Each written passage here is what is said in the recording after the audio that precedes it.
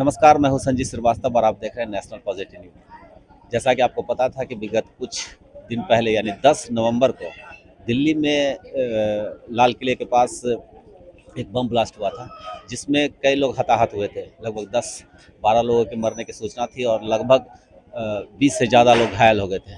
उसमें से एक मरने वालों में एक जो मृतक थे वो बेगूसराय मुंगेरी सोनरपट्टी निवासी मोहम्मद लुकमान भी थे, जिनका अभी डेड बॉडी यहाँ आया है। आप देख रहे हैं हमारे पीछे भीड़ है। और बता दें कि मोहम्मद लुकमान जो थे वो आर्टिफिशियल ज्वेलरी बेचने का काम करते थे और इसी सिलसिले में वो लगातार दिल्ली जाया करते थे। उस दिन भी वो 7 तारीख को दिल्ली गए थे, 7 नवंबर को दिल्ली गए थे और 7 नवंबर को वो जहाँ जिस दुकान पर गए थे वहाँ ही वो बैठे हुए थे और लगातार उनके जो परिजन थे उनके संपर्क में भी थे। उसी बीच उन्होंने नाश्ते के लिए या कुछ घूमने उमने के लिए जिधर बम ब्लास्ट हुआ उधर की तरफ वो गए, चांदनी चौक की तरफ, और उसी समय वो बम ब्लास्ट हुआ जिसमें वो पहले घायल हो गए। उनको लोक नारायण जयप्रकाश नारायण जो अस्पताल है वहाँ भर्ती कराया गया, जहाँ 5-6 घंटे के बाद उनकी मृत्यु हो गई। परिजन ने बताया कि उनसे कांटेक्ट किया गया था, उनके मोबाइल पर कांटेक्ट किया, लेकिन कोई ट्रेस नहीं मिल रहा था। लेकिन कुछ देर बाद उधर से ही फ़ोन आया और उसमें बताया गया कि वो हॉस्पिटल में है, जिसके बाद इन्होंने पुलिस प्रशासन की मदद ली और जिसके बाद जो है उनका ट्रेस मिला और जिसके बाद बताया गया 12 तारीख को परिजनों को पता चला कि उनकी मृत्यु हो चुकी है और अभी उनका डेड बॉडी लाया गया है और इनको जो जो इनका जो अंतिम संस्कार होता है वो किया जाएगा। बता दूं कि जो दिल्ली में जो बम ब्लास्ट हुए थे उसको लेकर एक बिहार में समझिए तो पहली घटना है जिसमें एक पीड़ित हमारे बेगूसराय के मोहम्मद लुकमान भी है। इस सिलसिले को लेकर आइए इनसे जो परिजन हैं उनसे हम बात करते हैं। हाँ, क्या घटना हुई थी? 7 तारीख की रात में पापा दिल्ली गए थे माल लाने के लिए। तो 8 तारीख को वहाँ पहुँचे। वहाँ पहुँचने के बाद 10 तारीख को वहाँ जो लाल किला पे धमाका हुआ तो पापा उस समय वहीं पे थे। तो वहाँ पे थे तो मुझे 11 तारीख को पता चला कि पापा इस धमाका की चपेट में आ गए हैं।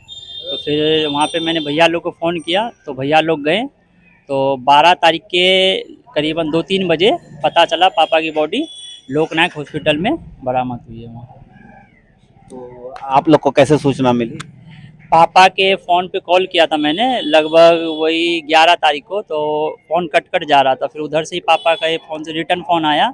तो यूँ बोले थे ये जो आपके आदमी हैं ये धमाके में मतलब ये हो गए थे, इनका क्या बोलते हैं, घायल हो गए थे। घायल के बाद उनको कहाँ ले जाएगा, कितने देर के बाद उनकी देह? घायल होने के बाद लगभग 4-5 घंटा बता रहे थे पापा को मतलब होश था। उसके बाद लोकनायक हॉस्पिटल लेके गए। उसके अगले दिन पता चला कि पापा वहीं एडमिट थे, वहीं उनकी डेथ हो गई। अभी क्या कैसे उनकी बॉडी आ रही है? तो अभी वहाँ फिर भैया लोग थे तो फिर वहाँ से एम्बुलेंस के द्वारा गवर्नमेंट की तरफ से फिर वहाँ से बॉडी आ रही है। तो वो क्या करते थे? और वो आर्टिफिशियल का बिजनेस था उनका, वो बराबर आना जाना था उनका दिल्ली। जी, बिजनेस के इस सिलसिले में गए थे माल लाने के लिए। तो उनका रहना कहाँ होता था? रहना सहना यहीं बेगूसराय में। जी, क्या नाम था उनका? एमडी लुकमान। कितने उनके बाल बच्चे हैं और वो लोग क्या करते? वो 4 भाई हैं, 1 बहन है। 2 भाई दिल्ली में रहते हैं, 2 भाई बेगूसराय में रहते हैं। तो 2 भाई का वहाँ मतलब जॉब है, 2 भाई यहाँ सोना चांदी लेन से। तो जब ये घटना हुई थी तो कुछ पता चला कि मतलब क्या उनका मतलब घायल में क्या कैसे उनको क्या हो गया था? घटना में मतलब 2 दिन तक तो पता ही नहीं चला। उसके बाद क्या बोलते हैं जब पापा के मोबाइल से कॉल आया तो फिर वो उन्हीं ने बताया कि आपके आदमी जो थे वो बम विस्फोट में ये यहीं पे घायल हो गए हैं। तो उसके बाद फिर मैंने छानबीन करवाई, थाना में रिपोर्ट किया। उसके बाद थाना के द्वारा पता चला कि पापा लोकनायक हॉस्पिटल में उनकी बॉडी बरामद हुई है वहाँ से। कितनी उम्र हो गई? उनकी लगभग 75 साल। तो आप लोग भी दिल्ली गए थे? नहीं, 2 बड़े भाई वहीं थे तो उन्हीं ने। जी। क्या घटना हुई थी या कैसे सूचना मिली आप लोग को? ये मोबाइल के माध्यम से सूचना मिली कि जो है सो जो दिल्ली में जो धमाका हुआ है उसके चपेट में आ गए हैं हमारे फूफा जी हुए वो। कब गए थे, कैसे गए थे, क्या वो पूरा डिटेल बताओ। 7 तारीख को यहाँ से ट्रेन पकड़े थे और वो आर्टिफिशियल ज्वेलरी का बिजनेस करते हैं तो उसी को वहाँ सामान परचेज करने के लिए गए थे और हम लोगों को 11-12 तारीख को उसका सूचना मिला कि वो अब नहीं रहे। तो जब वो गए होंगे तो लगातार आप लोग कांटेक्ट में होंगे, तो आप लोगों को कब पता चला कि ऐसे क्या? ये हम लोगों को 12 तारीख को कंफर्म हो गए थे।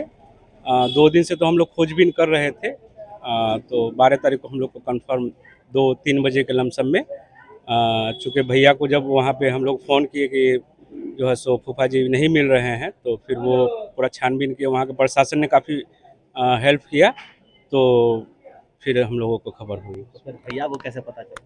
भैया को हम लोगों ने कहा कि वो फूफा जी यहाँ से जो गए हैं, तो वो उनका नंबर लग नहीं रहा है, और कोई मतलब उधर से जो फिर जो कॉल जो किया था वो शराबी टाइप का व्यक्ति था, तो उससे बात होती थी तो वो कभी कुछ बरगलाने वाली बात करती थी। तो हम लोग को ज़्यादा शक हुआ, तो हम लोग प्रशासन से मदद लिए, दिल्ली के प्रशासन से। भैया को बोले कि आप लोग डायरेक्ट कहीं नहीं जाइए, दिल्ली के प्रशासन में जाइए, तो वो आपको कंफर्म इसका ये करेंगे कि कहाँ क्या है।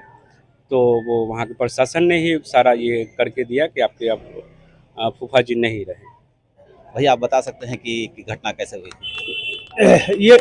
ये घटना जो हुआ है, ये दिल्ली में, ये उनका लड़का है वहाँ दिल्ली में घर बनाए हुए, और वो यहाँ से गए थे, यहाँ बिजनेस करते थे, झुमका पायल लड़का सब कुछ का बिजनेस करते थे। यहाँ बेगूसराय में मेगा शॉप के नज़दीक लगाते थे, अच्छा बिक्री रहता था, सब कुछ रहता था। हम लोग साथ रहते थे स्टेडियम में, फुटबॉल मतलब स्पोर्ट्स के मामले में उठना बैठना, खाना पीना, चाय पीना, नाश्ता सब होता था। लेकिन दुर्भाग्य था कि हम बच्चे लेके चले गए थे कटिहार फुटबॉल मैच खिलाने हमसे।